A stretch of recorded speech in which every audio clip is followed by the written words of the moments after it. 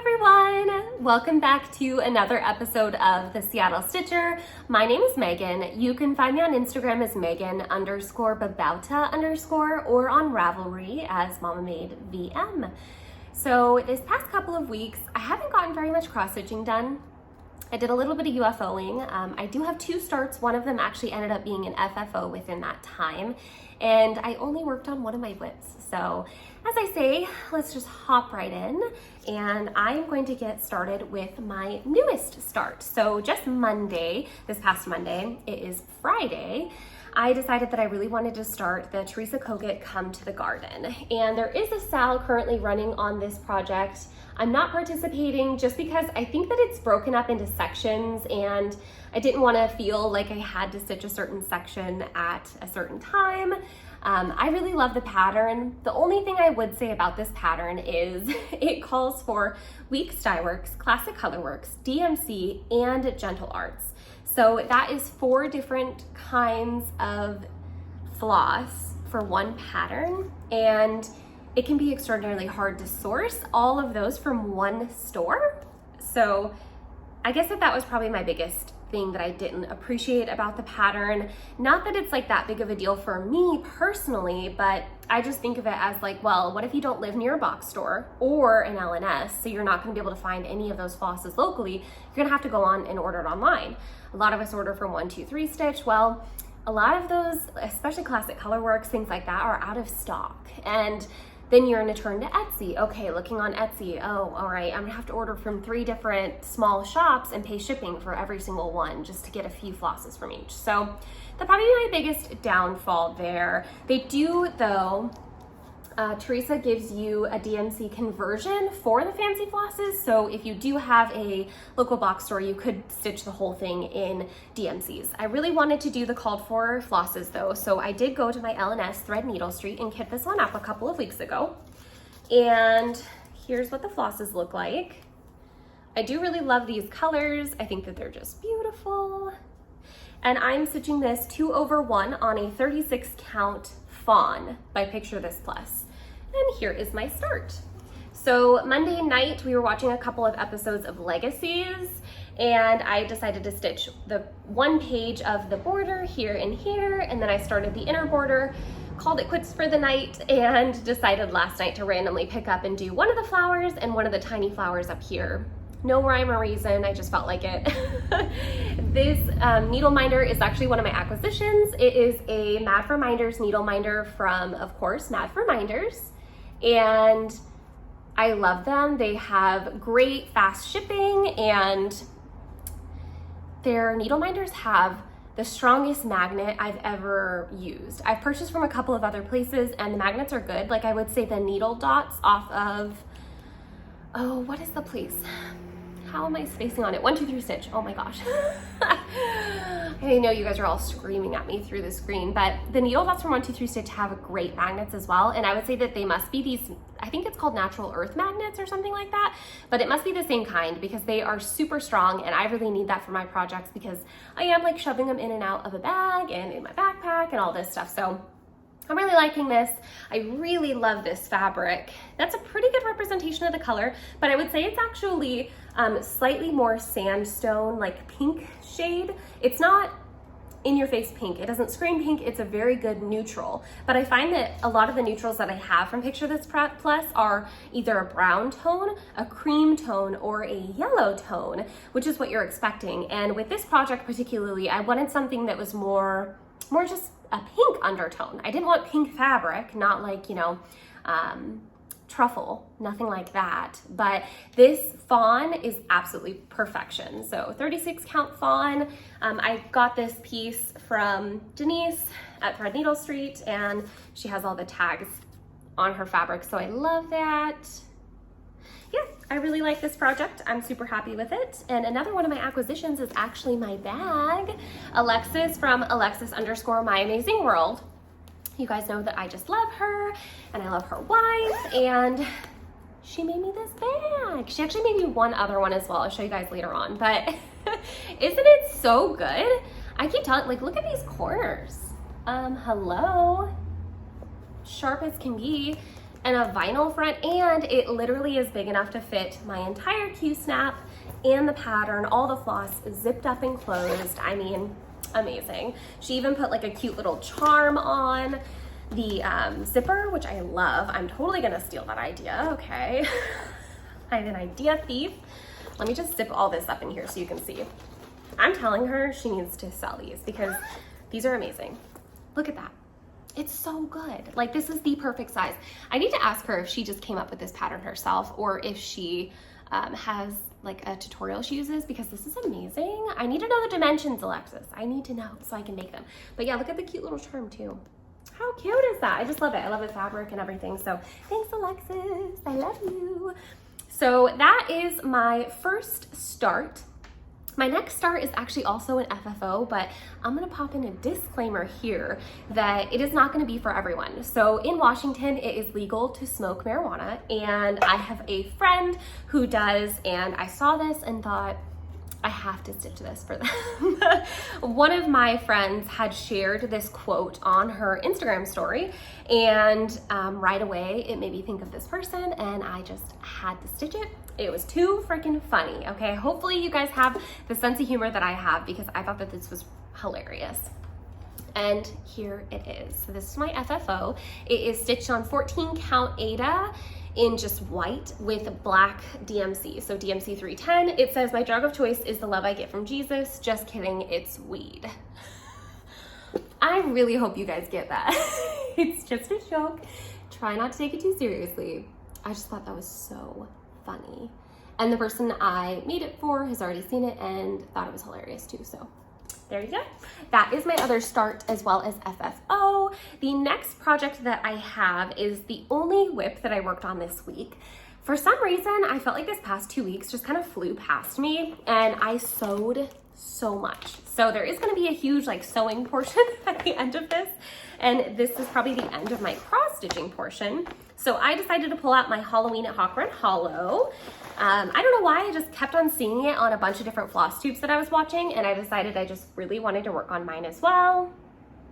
I'm hoping in the month of August to finish block 1, but you guys know I really don't like stitch on, I'll say I'm gonna stitch on something and then I don't, so. I did get a bit further though. So here is my progress. Sorry, I'm trying to make it to where you guys can see it and not see through it. So there's my progress. I ended up completing most of the house, outlining the hill that's beneath the home. And that is about it. I added the flag as well that's up at the top. I did make a mistake though, so this part of the house is not supposed to have this many like stitches on this side of the window, but I was like, do I really want to rip all that out just because it's a one stitch off? Nah, so I just left it. So the window is a little bit closer to the base of the house than it should be, but because it's like, you know, this spooky haunted house, I thought, you know, I don't even mind that. It's kind of quirky and different, and I don't mind it, so I'm gonna leave it. I am really happy with this. I'm stitching it 2/2 on, oh, what is this fabric?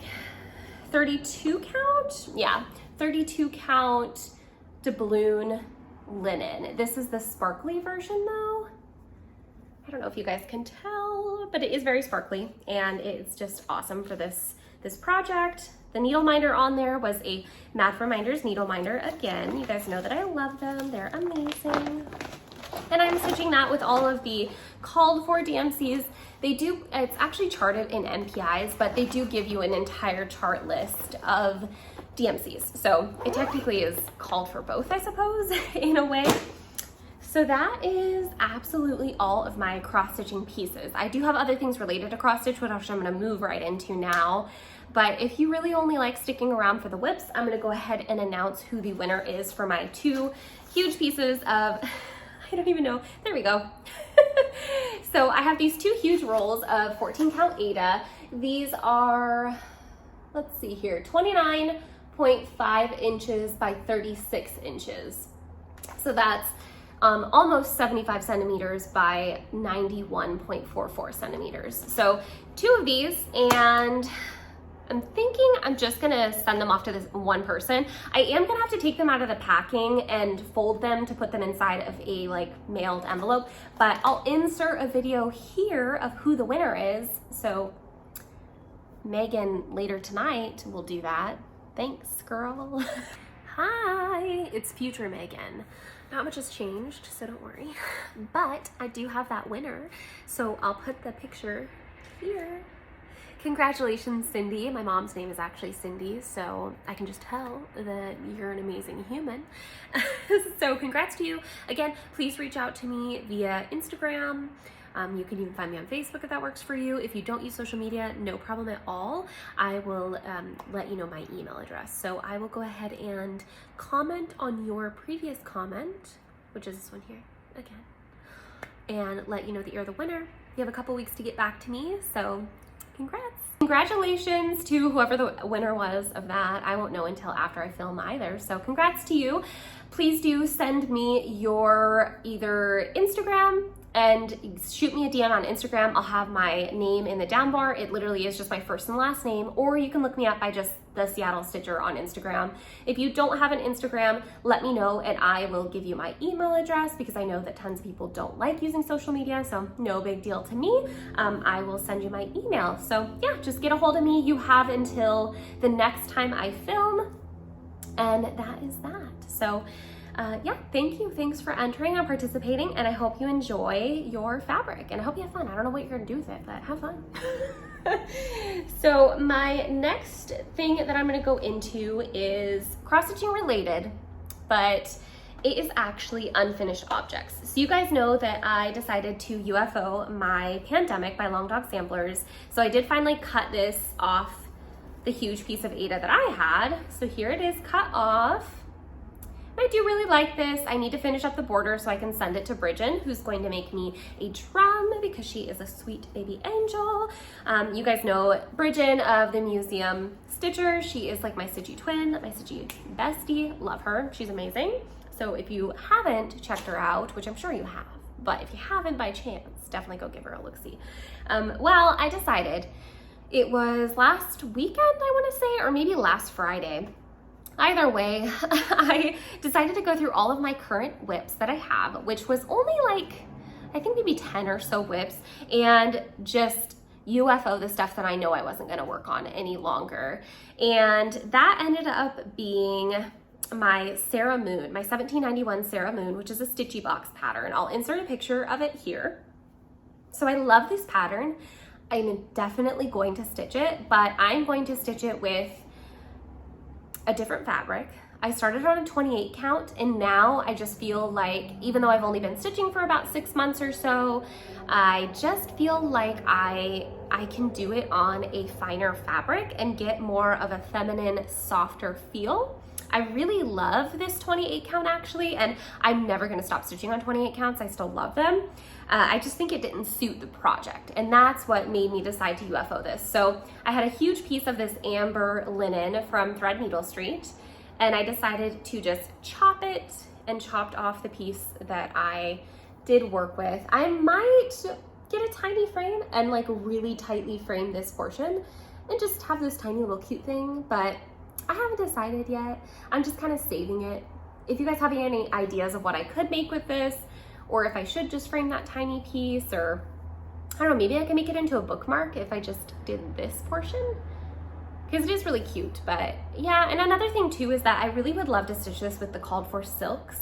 When I tried to kit it up at Threadneedle Street, she just didn't quite have exactly what I needed, because hers are cut into, I think, like 1 meter's increments or something of the sort. But anyways, she ended up explaining to me essentially that it would just been too difficult to figure out how much I needed of each piece and all that good stuff. So the pattern doesn't actually tell you how much of each silk to get, so it'll be a guessing game. But because I'm going to be stitching it on a higher count Aida, like a 36 or a 40, I won't need as much of the threads, so hopefully I can find a shop online that I can order those from. But yeah, for now I decided to UFO this. The other thing I decided to UFO that I didn't actually save the stitching, I ended up getting rid of it, was the Little House Needleworks, the library. I'll put a picture of the pattern here.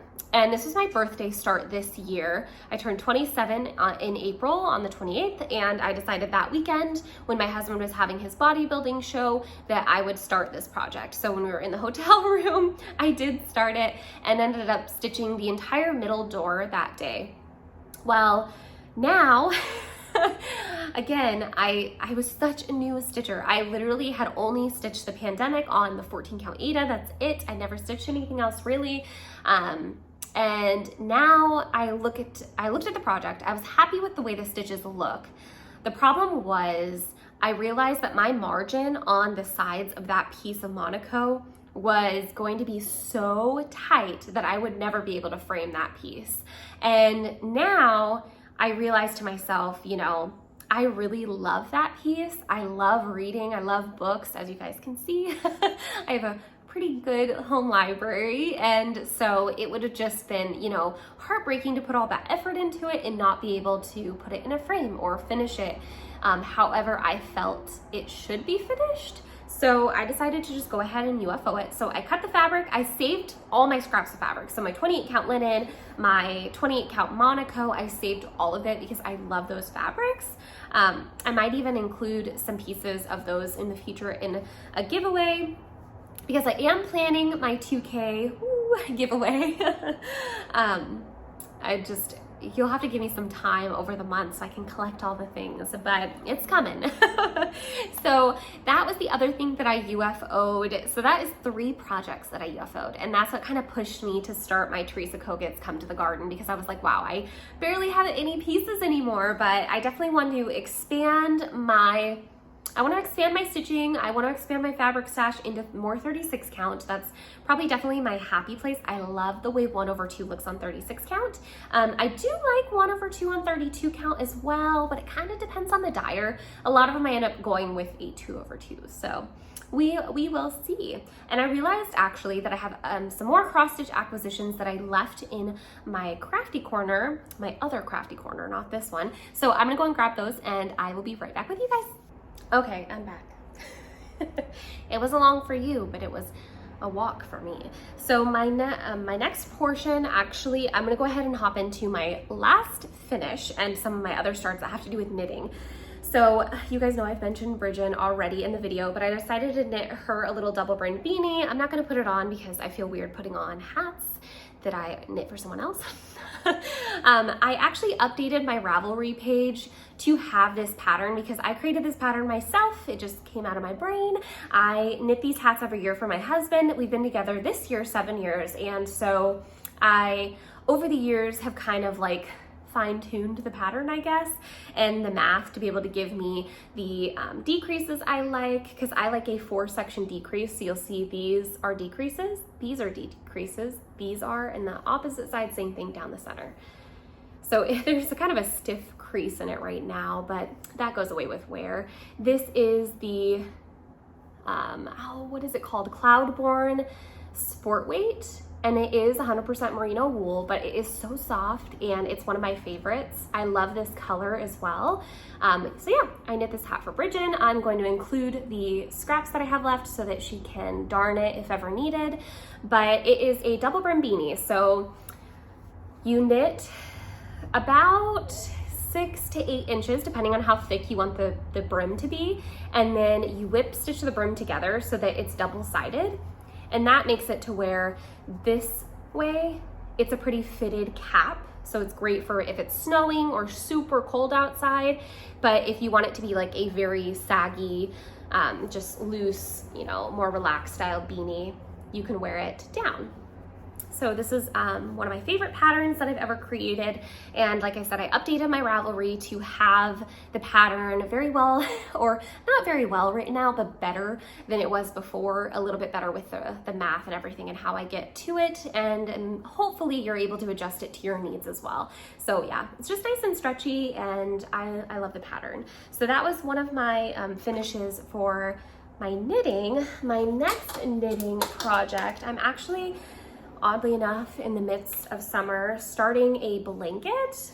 So this is just a super simple, kind of like the pattern that is, if you're a knitter, that you'll probably know this pattern. It's called Grandma's Favorite Dishcloth. So that is a very, very simple dishcloth pattern. I've used it a million times myself to make dishcloths for people for Christmas and stuff, and I'm just following the same exact pattern to knit a little square blanket for my couch or for my rocking chair that I have in the corner. As you can see, here are my ends. I've just completed the first ball of yarn and it got me that far. And this is an acrylic, I believe. Yeah, Patton's Shetland Chunky. So it is a Shetland acrylic blend, I believe. Yeah, 25% wool, 75% acrylic. So I just decided to pick the cream base. Actually, no, this, one of my girlfriends gave me, Deanna. She was in my knitting group. We used to gather on Wednesdays where I would like troubleshoot projects and such. So yeah, she gave me that. She's not knitting any longer. She's more of a quilter, and so she decided to get rid of some of yarn and gave me these. So yeah, I have a bunch of that. That'll be really fun. The next thing, it's kind of in my knitting plans. I haven't started it just yet. This is huge. It's like as big as my head. The hank of yarn was massive. Let me see. This is the brand. It is Blue Moon Fiber Arts Twisted. It's 100% merino. It's 560 yards to 8 ounces. So it is a huge, huge ball of yarn. But my daughter saw it and she right away asked me to knit her something. She asked for a scarf. So I think I'm gonna do a little triangle scarf, maybe a hat. It just kind of depends on how much I have left. So I decided to cake this up this weekend. Does not look insane. It looks so crazy. So I caked that up last weekend, I should say, and I'm gonna be starting that for her soon. So I decided to just throw that in there because it's on my rolling cart, so I had it to mention. So the next things I got that have to do with cross stitching, I went on to Jackson Fabric Arts again. She has a bunch of 32 count natural hemp linens, and I purchased this piece of sienna.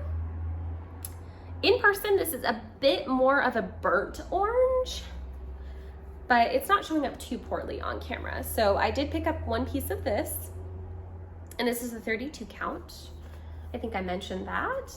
And then here are her tags. I really like that she has these tags on all of her pieces. I just think it makes things so simple, and it's just so easy to see, you know, to see what you're getting. I really like this. I think it'll be good again for Halloween. I have so many Halloween pieces kitted up.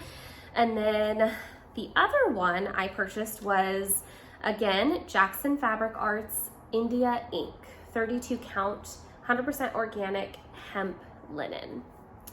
And this one is amazing. Look at it. Does that not scream like either deep, deep sea scene or midnight sky or like Halloween for sure? So I'm obsessed with this. I love it. And I think I'm gonna stitch the, I can't remember what it is. I'll insert a picture here, but I think I'm gonna stitch that on this. I need to get the flosses and see how they look on it. But yeah, I love this fabric. Isn't it amazing? Oh, it's so good. Yeah, it's the darkest fabric I've ever purchased. So I thought 32 count is good with how dark it is. Then I can still see it really well. And I am very happy with that. My next cross-stitching acquisitions are just actually a couple of floss drops for math reminders. I purchased these last time I had filmed, but I completely forgot to show them. So I ended up purchasing a little library card. I just thought that was really cute. Oh, let me move my face so it'll actually focus, hopefully. I thought that was really cute. I ended up picking up this Witch's Brew, which I thought was cute as well. I think I picked up one more. Yeah, I picked up this one. Santa, cute. And then I got this one from Alexis. Isn't that so cute? It's like in a, almost like a old style cap, and it's cushioned and there's a little button in it. Isn't that adorable? So yeah, love that. And then everything else literally just has to do, oh, I guess I kind of have one more. Oh my goodness, I'm just a mess today. I'm so sorry, guys. I'm sorry. So my next acquisition is a lap stand. So I already have a lap stand actually that I don't use. But the lap stand that I have is for scroll rods, and I ended up not using the scroll rods. I just love the tension of a Q-snap, and so I was like, forget it, I'm gonna keep stitching on a Q-snap. I'm not gonna use my lap stand. So that lap stand ended up really being a waste for me. I think I used it for one project, which was my Jardin Privé Lady Halloween, and I did really enjoy how quickly things stitch up on the lap stands. Oh my goodness, did you stitch quicker because you're stitching two-handed. But I just realized, you know what, I'm not good with the scroll rods. I'm not good at when I need to adjust the fabric, and I'm sure that there are people who are patient enough to do that and take the time to learn the skill, but I just loved the Q-snaps and how simple and quick it was. So I decided to purchase this from Kcreations, and they are made to order, but I will say it was extraordinarily quick to get to me. The only thing that I don't like so far, I just put it together and built it, so I haven't used it yet. The only thing I didn't like were, I felt like the instructions weren't the best. There is not a single picture in the instructions that show you what the lap stand looks like after it's built. And I felt like that was like severely lacking. Like, why wouldn't they show you what it's supposed to look like holding the, because you can get rods for this, or holding a Q-snap. So I thought it was a little odd, but whatever, you know, do your thing, Kcreations. I love it. Amazing quality. It has like a divot here, I'm assuming to put little, you know, needles, whatever. Yeah, not too heavy, decent weight to it. It's just beautiful. So I'm super excited to try this. I just put a 6x6 Q-snap in it currently to see how I felt about it, and I'm very excited. So when I'm finished here, I'm gonna clean up, probably do the dishes, start a load of laundry, and sit down and stitch, girl, okay? But you know how it is. I'm filming during nap time, so the precious minutes. But yeah, I love this frame. So I'm excited to try it out. I will give you guys of course, full review after I've used it and I adapt to stitching on it. I actually do have another review video that I'm gonna be putting out a little bit later this weekend as well. So I like to use things before I give a review, but I was really excited about that. And so I wanted to show it today in my acquisitions. I'll give you guys a better review after I've used it for a month or so.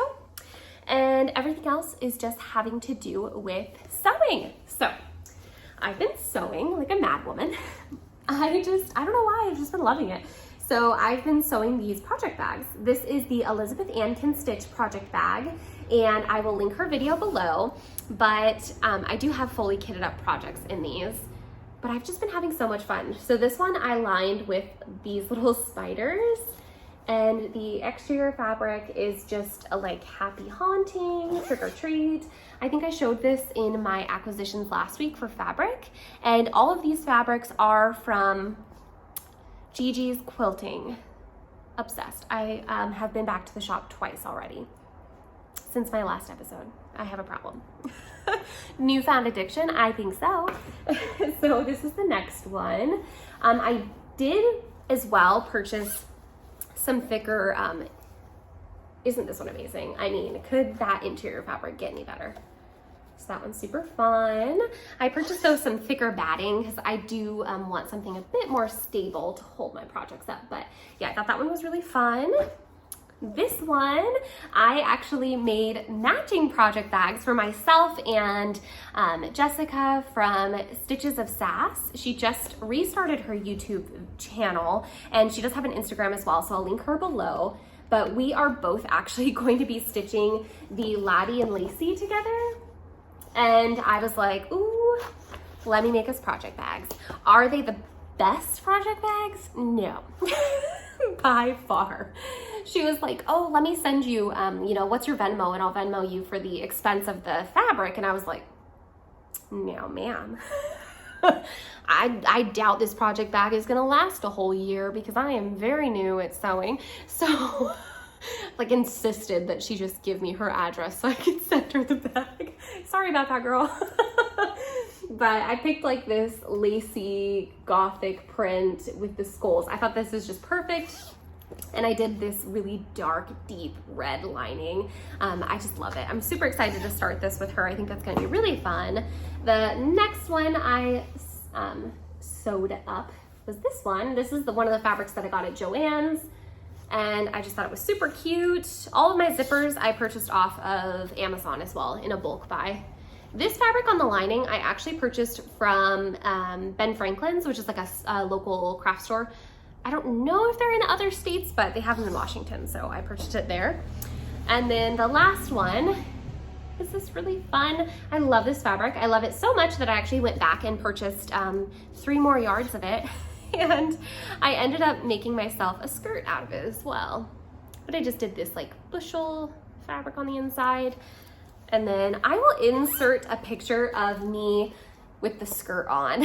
I'll insert it here. I'm just like holding it up to myself because it has been hot here in Washington and I just didn't feel like putting it on. But I had so much fun making that. I don't have a pattern for that. I've been making these funky Halloween skirts for quite a few years now, so I've never had a pattern. I just kind of cut a band to the right size for my waist, and usually I just do hook and eye closures for the back piece, and I will thread the needle through the top and then cinch it all up to be my waist size, and then I sew with my machine the band that I created, and then I make a big old poofy circle skirt. So I don't know if that makes any sense.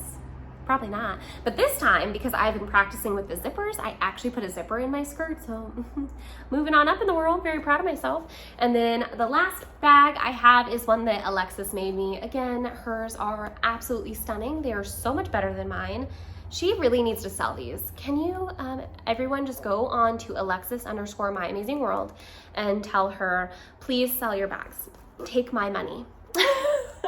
Because this is so good. Like, she is an amazing, I don't know, you call it a sewist because, or a seamstress. Do seamstresses only make clothes?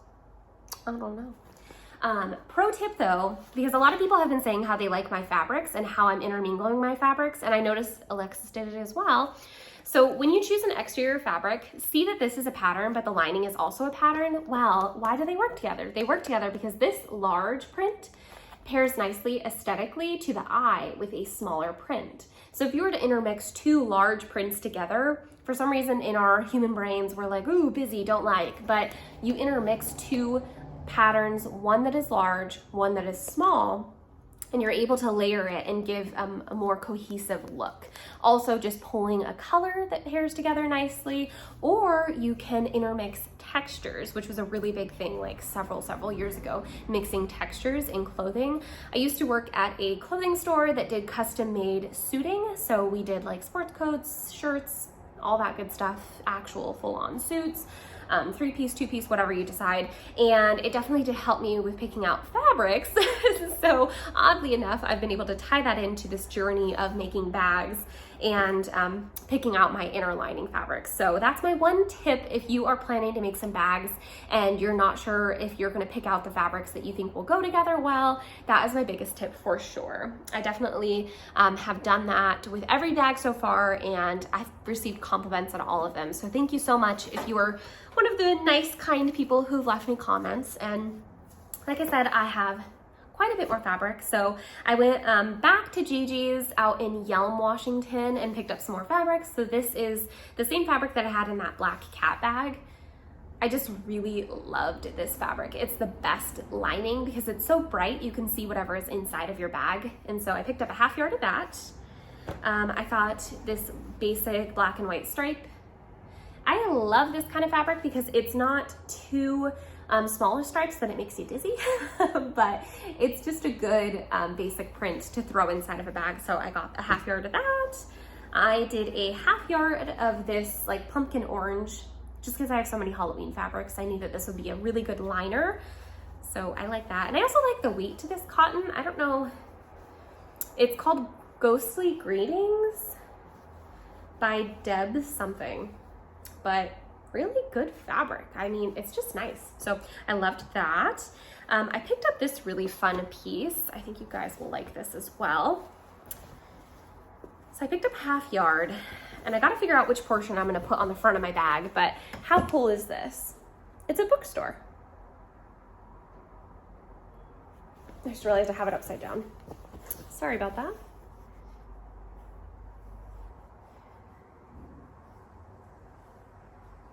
I just thought that was really cute. and I loved it. So I'm definitely going to be making a project bag out of this for sure. The next one, you guys have already seen, I made this into the bags for Jessica and myself. Just those lacy skulls. I got a pink lining because I thought this is just, again, good basic lining, and it has a slight print to it, which is what I prefer for my linings, something with a print. I wanted some florals and something that had strawberries on it, so I picked this with the butterflies and strawberries. This one is from Joann's, so I do like that one. Again, back to GeeGee's. I picked up 2 of these little cuts of like this floral, really bright floral. I just like that. I thought it was really cute and pretty. This one I liked because it has books on it. This is another one from Joann's. Just books, stacks and stacks of books. I thought this might be a cute lining, so we'll see. And then I've got a few more fabrics. I know, I'm out of control. So I went back to GeeGee's to get this fabric because I wanted to get a cut of it for Bridgen. So I showed this on my last episode, and it's just amazing. I mean, come on. Again, GeeGee's Quilting in Yelm. You can call them and they do ship. And this fabric, I do not know who the designer is. Okay, here we go. Haunted House, Lewis and Irene, Threaded with Love, Haunted House, and it says D#A603. So if you do want to call her, they do ship. Usually Victoria is the one who helps me in store. And then I already made this into a project bag for myself, but I had purchased another 1/4 of a yard last week when I was in. So I did make this into a bag for myself, but I didn't put it over here. I actually don't know where I put it. I did this, it's a suffragette fabric, and I did it with a purple lining because, as we know, the suffragette flag is purple, gold, and white. So I did it with a nice like royal purple. And that's awesome. But I purchased 2 half yards of this, so one for myself and one for Bridgen. I don't know, I just thought of her when I saw it, so I was like, ooh, I need to get 2 of those. And then when I was in there, I think I got this one today, not last week, but I just thought this would be a good lining. It's very basic. I thought something that had strawberries or a floral, because there are a lot of large floral prints, this might be good for. So I wanted that. It's a good neutral color. And then this one, how fun is that? It's so bright. I just love it. It's super fun. So I had to pick up that. It looks like watercolor almost. And then a couple more. This one is a panel. Again, I purchased it for someone that I know that I think likes Downton Abbey. I don't know, I just saw it and thought of them. So it's like a bunch of the quotes from Downton Abbey. I loved this episode, or this show. And I thought this would be a really funny lining or even an outer fabric. I just thought it's super funny and cute. And if you watch the episodes or you watched any of the seasons, then some of these quotes might be familiar to you. So yeah, I like that. And I think that the person I'm sending it to will like it as well. Last I picked up was this piece of white fabric because, again, good lining, nice bright whites are good for lining fabrics because you can see what's inside. And this actually has a slight print to it. I just don't know if you're going to be able to see it. Yeah, you can see it kind of. There's a slight print. And so I liked that. I thought it was nice, and I thought it might go with that strawberry fabric. So we'll see how that works out for me. And the other things that I ended up picking up were kind of random. I was talking to Alexis and Bridgen in our group chat, and they had mentioned this interfacing. It's like a thick, almost like mesh type interfacing, and it's a lot thicker than the mid-weight that I was using. It's, what is it called? In Our Form Plus by Bossil. And it is like double-sided, so it's fusible on both sides. And there is that, if you wanted to take a screen grab. And here's like a thing from the back again. pause and read if you'd like, but I just thought this might be good for some of the project bags that I would like to work on, because ideally I would like to get a more sharp corner, and I think that I'm having a hard time doing that because I just sometimes cut things a little crooked, and this will give me those nice sharp corners, because when I cut this, it'll just be, you know, nice and straight and even. The next thing that I purchased that doesn't actually have to do with fabric, now that we're finally over that, is I purchased these wall hooks, and I thought you guys might be interested in this because this is how I am storing my floss drops. So when I'm finished with a project, these are adhesive backed floss drops, and I hang these, and I'm able to have my binder ring that's holding my flosses hang from there. So these have just adhesive backs. I purchased these on Amazon. It comes with like little packets of alcohol pads so that you can wipe down the surface that you're gonna apply these to, but they work great, and they're really affordable. I stick them to the side of one of those huge cube shelving units. So I have one of those very large cube shelving units. That's like the 6x6 one or whatever. And with that, I have all of my cross-stitching stuff in there and all of my knitting supplies. So I have places for all my knitting stuff, but my flosses were the one thing that I was like, how am I gonna store this? I was thinking of having my husband build me a pegboard, but I didn't really want a pegboard in my bedroom because that's where I keep the cube unit. So I thought that the pegboard just wouldn't look neat and organized, and although this looks kind of crazy as well, I just stuck these to the side of the cube unit that is facing outwards, and I am able to hang my flosses in the color order. So the DMCs I have in color order, and then I don't have any of my fancy flosses out of kits yet, so I don't have an issue with hanging those up just yet because I haven't gotten there with my stash. But once I finish projects and I'm done with kitting, you know, I've FFO'd those projects and I have fancy flosses to hang up, I'm gonna do exactly what Denise from Threadneedle Street does, which is she hangs them by brand and ABC order. So Classic Colorworks is all ABC order, Weeks Dye Works ABC order, and there aren't very large floss rings, but these are great. Comes with 12 hooks, and yeah, they hold a pretty good quantity. I have similar ones. My craft cart is here. I know you guys can see a very small portion of it, but I keep my needle minders magnet because they're magnets, and this is a metal cart. They stick right to it. But I have a few of them on my craft cart, so if I have a big ring of floss that I'm currently working on, I can hang it off of the cart, and I roll this around my living room with me. So I've been really enjoying that, and I just thought I might mention it because it's such an affordable resource, and I mean, I think these were under $10, which is affordable to me, and occasionally they go on sale too, so I thought I'd mention it. Alas, I'm finally done. Oh my goodness. But I actually do have one thing. So the last thing I promise that has to do with cross stitching is, you guys know I UFO'd a bunch of projects. Well, in the process of UFOing, I ended up clearing out this entire bobbin box with all of these plastic bobbins. I don't know if you guys can see, those are all bobbins right there. There is a threader from 123 Stitch and a bobbinator, so that actually sticks onto the side of that, and it like winds them. You just wind it by hand like that, so it does make it a lot easier.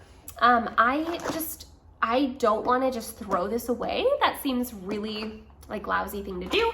The thread drop, the only reason I'm not keeping it, I don't know if you're gonna be able to see. So right there is a really sharp, like cutter, I don't know.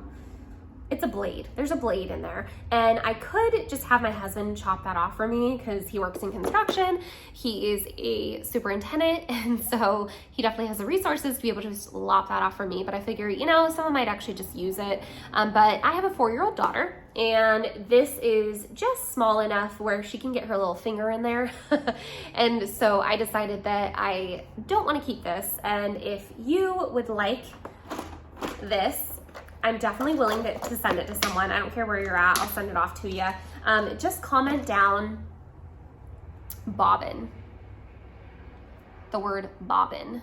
So if you bobbin your floss, if you like to use bobbins, maybe you are going to throw away all of this and you just want the bobbins, fine with me. I mean, hey, I would much rather give it to someone who is going to use it than for me to literally just throw it away or donate it, because the problem is that a lot of things that have to do with cross stitching that are like this, that get donated to places like Goodwill, things like that, they will get thrown away because the person sorting objects has no idea what it is. They think that this is pieces of something that has tons of pieces missing, and so they're like, oh, this is just trash, I'll throw it away. But realistically, it's actually something that cross stitchers use and love, and for me personally, it's just not the style of stitching that I'm going to go with for storage. And so yeah, let me know if you want this. Again, just leave the word bobbin below. So that is everything. I have a couple of cross stitching like Flosstube channels that I have been watching. I'm gonna go and grab my bullet journal. You guys know that I've been doing like junk journaling, and so I keep all of everything I've been watching over the past 2 weeks. I keep in there so that I can actually remember them, because I forget everything. Okay, so here is my junk journal for this episode. And the people that I have been watching are Stitches of Sass, which I did mention her, so kudos to Megan's brain, and Day by Day with Dana. I adore this lady. Oh my goodness. Not only does she stitch like the cutest things, but she just seems so sweet and kind. And the last episode she posted, she had her husband with her, and he is like so encouraging, so kind. Please go follow her, check out her channel. I think you guys are just gonna love her. So those are the people that I have been watching that are like newer to me, because I actually was able to become Flosstube friends with Stitches of Sass through Maggie of Kitschy Whips. We both ended up wanting to stitch the creepy babies, Laddie and Lacey, and now I'm like shipping her off a project bag, you know? So it's crazy how this community brings people together. And I just, yeah, I adore those ladies. Go give Dana a watch and go give Jessica a watch. You guys are gonna love them. The next and last, I promise this time I mean it, the last thing is Lisa by Cross by Floss. I love her channel. She lived in Washington. I don't know where she's moved to now, but she moved out of state, I believe. I don't know, Lisa, you'll have to correct me. But she actually reached out to me saying that she was gonna be in town and that she'd love to get together at Threadneedle Street. So on the 12th, her and I at 12 in the afternoon will be at Threadneedle Street. So I'm sure she won't mind if you guys do want to stop by, if you happen to be someone who's local or somewhat local, or maybe you've just never been to Threadneedle Street. It's in Issaquah, Washington. It's a bit of a drive for me, but it's 100% worth it. I'm going to be kitting up the last 2 projects that I purchased, which is the Suffragette Act and the Shepherd's Song. So even though it's my month of no-buy, Bridget and Alexis and I, we decided that we've laid out some rules for ourselves. So let me finish what I'm saying about Lisa though. If you want to go and meet with us at Threadneedle Street, again, it will be next Friday, the 12th. So August 12th at 12 in the afternoon, we will be meeting up there to just do some shopping and, you know, chatting and enjoying cross-stitching goodies. So please do join us if you'd like. I'm sure she won't mind. She's an amazing woman. So I'm super excited to meet her and make another stitchy friend, especially because I missed out while she was local. So yeah, I'm excited. She comes to town often, I believe. And hopefully I get to, you know, meet with her again in the future. But my August no-buy. So it's Alexis's birthday month. So she's definitely gonna bust that no-buy. I think she's gonna be the first one. We though have a group chat and we were talking and we were like, okay, so what are the rules for the no-buy? And the rules for the no-buy are no buying new patterns and no kitting up the new patterns. So like, for instance, I already have fabrics for those 2 patterns that I have purchased, which is Shepherd's Song, I'll insert a picture, and the Suffrage Act, I'll insert a picture, but I don't have the flosses. Technically, I purchased these patterns last month, and so we decided it's okay if I want to complete kitting them up in this month because they're previous month's purchase. Is that good? Probably not. It's probably a little too lax on the rules. But that's what we decided. So I will be kitting both of those up on Friday, which is super exciting, and that'll be a fun day. I'll have a mural with me as well. So, I mean, hopefully someone out there can join. I know I've got a couple of local ladies, Robin or A Stitch in Time. Do you guys want to get together again? I'd love to see y'all. So yeah, if you're local, please meet up with us. We would love to meet ya and just enjoy the stitching together, you know? There is, I think, a bakery right next door as well. So if it's open, maybe we can grab lunch or something. Who knows? But we'll see. It'll be fun, and I'm super excited. So that is my last and final announcement. I think I am all talked out, and there is such a mess around me right now. Oh my goodness. Ooh. I gotta clean, guys. I gotta clean. Anyways, thank you so much for watching and sticking with me. I literally cannot believe there are over 2,000 of you. Y'all wouldn't even fit in my house anymore. I told my husband, Daniel, I was like, what size building do you think you would need to fit 2,000 people in? That's a lot. That's crazy. I cannot believe there are that many of you. It just... Thank you, you know, thank you for accepting me and embracing me and even correcting me and helping me. And, you know, I want to grow, and I want to grow as a person. I want to grow as part of this community, and you guys are helping me with that. Y'all are amazing. So before I get too emotional, because I'm a big baby, I'll cut it off here. Thank you guys so much. Love y'all from the bottom of my heart, and hope you have a wonderful, happy, stitchy week. Bye.